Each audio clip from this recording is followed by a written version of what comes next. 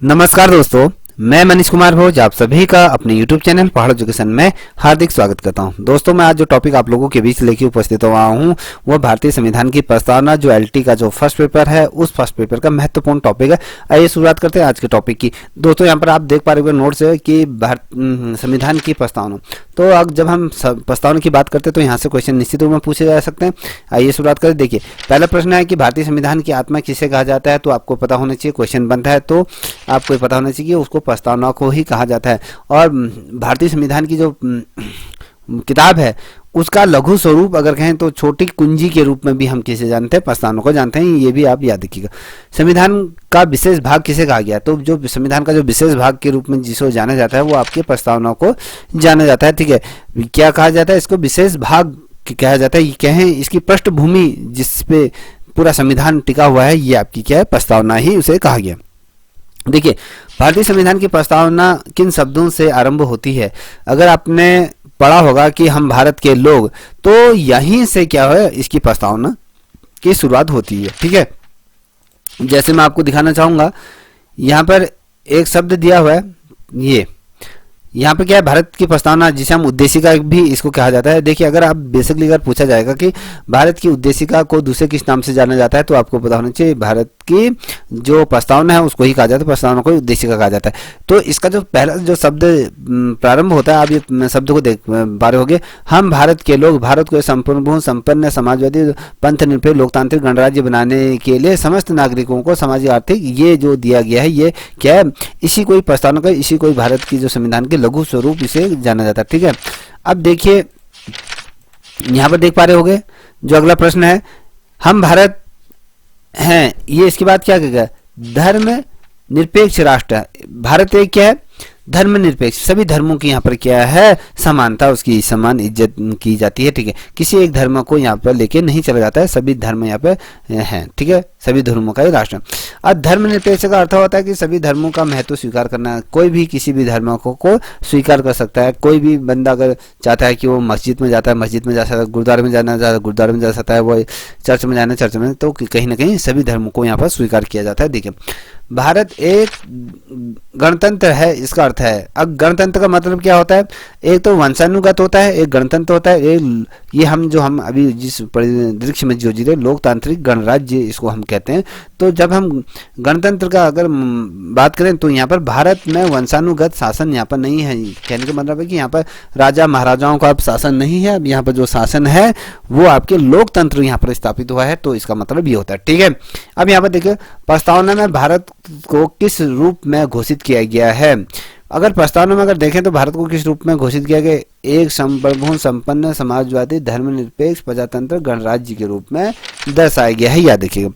देखिए, क्वेश्चन बनेगा तो आपको ये चीजें याद होनी चाहिए। एक प्रभुत्व संपन्न, ठीक है, समाजवादी धर्मनिरपेक्ष प्रजातांत्रिक गणराज्य इसको बनाने का क्या गया, इसके रूप में इसको घोषित किया गया।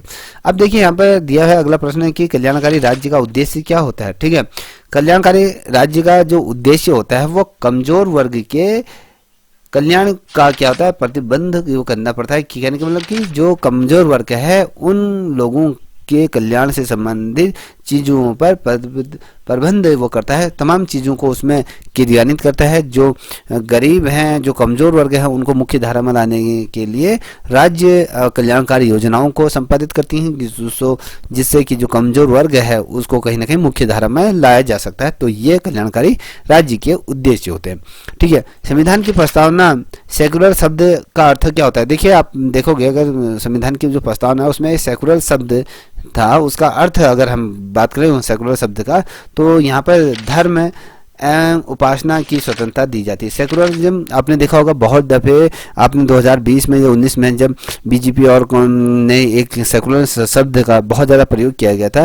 ठीक है, धर्म के अंतर्गत लड़ाने की जो रणनीति थी कहीं ना कहीं वो चीज़ें उससे संबंधित होता है। तो सेकुलरिज्म जो शब्द आता है, सेकुलर जो शब्द होता है वो धर्म और उसकी उपासना की स्वतंत्रता, किसी भी धर्म को आप स्वीकार कर सकते हो, किसी भी धर्म को मान सकते हो, तो ये उसकी उपासना करता है सेकुलरिज्म शब्द का मतलब। ठीक है, यहाँ पर देखिए कि संविधान संशोधन द्वारा शब्द पंथ निरपेक्ष भारत के संविधान के प्रस्तावना में जोड़ा गया। देखिए, जो ये शब्द जोड़ा गया ना, कौन सा शब्द जोड़ा गया, पंथ निरपेक्ष जो ये शब्द जोड़ा गया है, तो ये भारत की जो संविधान की जो प्रस्तावना में जो जोड़ा गया है, कब जोड़ा गया था आपको बता दूं, ये जब 42वां संविधान संशोधन किया गया था उस समय पंथ निरपेक्ष शब्द को संविधान की प्रस्तावना में जोड़ दिया गया था। याद रखिए। देखिए, समाजवाद का अर्थ होता है, समाजवाद का अर्थ क्या होता है, सामाजिक न्याय से। जब हम समाजवाद की बात करते हैं तो समाज में जितने भी लोग हैं उनको सभी को समान न्याय, सामाजिक न्याय यहाँ पर मिलना चाहिए, तो इसका मतलब ये होता है। ठीक है। अब देखिए, भारत के शासन की सर्वोच्च सत्ता किसमें निहित होती है। देखिए, भारत की अगर हम बेसिकली देखें, जो सत्ता जो जिसमें निर्भर होती है, जिसके हाथों में होती है, वो जनता जनार्दन जिसे हम बोलते हैं। जनता का ही शासन कहा जाता है, जनता का सदन भी कहा जाता है। लोकसभा को जनता का सदन, क्योंकि जनता द्वारा चुनी हुई लोग ही क्या करते हैं, संसद में बैठते हैं और वो देश को संचालित करते हैं, तो कहीं ना कहीं जनता का सदन जो हम कहते हैं, तो जनता में ही क्या होता है, भारत का शासन व्यवस्था जनता के हाथ में होती है। ठीक है, याद रखिएगा, यहाँ पर क्वेश्चन बनता है जनता। अब यहाँ पर बात है कि भारत की संपूर्ण एकता अखंडता को अक्षुण्ण बनाए रखने तथा उसकी रक्षा करने का प्रावधान किसमें दिया गया है। तो जो ये प्रावधान दिया गया है, ये आपके भारतीय संविधान की जो प्रस्तावना है उसमें इन तमाम चीज़ों का किया गया, जिक्र किया गया है। देखिए, यहाँ पर आपको मैं दिखा भी देता हूँ। देखिए, यहाँ पर दिया गया है, हम भारत के लोग भारत को एक संपूर्ण संपन्न समाजवादी निरपेक्ष लोकतांत्रिक गणराज्य बनाने के समस्त ये तमाम चीज़ें दी गई हैं। तो याद रखिएगा, ये जो भावनाएं हैं, अगर मैं कहूँ जो ये संविधान की जो प्रस्तावना है, यही भारत की जो संविधान है, तो संविधान की लघु स्वरूप इसको कहा जाता है। याद रखिएगा। ठीक है। अब यहाँ पर देख पा रहे होगे आप, कह रहे हैं कि प्रस्तावना में देश का नाम उल्लेखित है। क्या लिखा हुआ है, हम भारत के लोग, या भारत और इंडिया दोनों रूप में किया गया है। जो भारत की प्रस्तावना है, भारत की प्रस्तावना का जो नाम दिया गया है उसको भारत और अंग्रेजी में इंडिया ये शब्द दिया गया है। याद रखिएगा। ठीक है, इस प्रकार से दिए गई है संविधान के जो प्रस्तावना है, प्रस्तावना में ये शब्दों को कहीं ना कहीं दिया हुआ है। तो याद रखिएगा, इसकी जो किताब है, किताब के बाहर से भारत और इंडिया ये दोनों शब्द हमें देखने को मिलते हैं, उल्लेखित ये किए गए। अब तक प्रस्तावना में कितनी बार संशोधन किया गया, बहुत ज़्यादा वेरी मोस्ट इंपोर्टेंट क्वेश्चन, तो आपको बताना चाहिए। देखिए, प्रस्तावना में एक ही बार अभी तक संशोधन किया गया है। ठीक है, जो संशोधन किया गया था प्रस्तावना में 42वें संविधान संशोधन के अंतर्गत, उसमें पंथ निरपेक्ष शब्द को अमेंडमेंट कर दिया गया था। याद रखिएगा। देखिए, जो अगला पॉइंट है, आप यहाँ पर देख पा रहे हो कि यहाँ पर भारत के संविधान में प्रस्तावना में कितनी बार संशोधन किया गया है। अभी तक एक बार संशोधन किया गया, 42वें संविधान संशोधन 1976 में ये किया गया था। इसमें क्या जोड़ दिया गया था, पंथ निरपेक्ष शब्द को जोड़ दिया गया था। याद रखें। अब भारत के संविधान की प्रस्तावना से क्या स्पर्श नहीं होता है। देखिए, भारत के संविधान की प्रस्तावना से हमें क्या स्पर्श नहीं होता है, ये आपको बता रहे। संविधान लागू करने की विधि, संविधान लागू करने की विधि हमें यहाँ पर पता नहीं चलती। देखिए, इसमें एक नोट यहाँ पर आपके सामने दिया हुआ है। देखिए, बेरुवारी यूनियन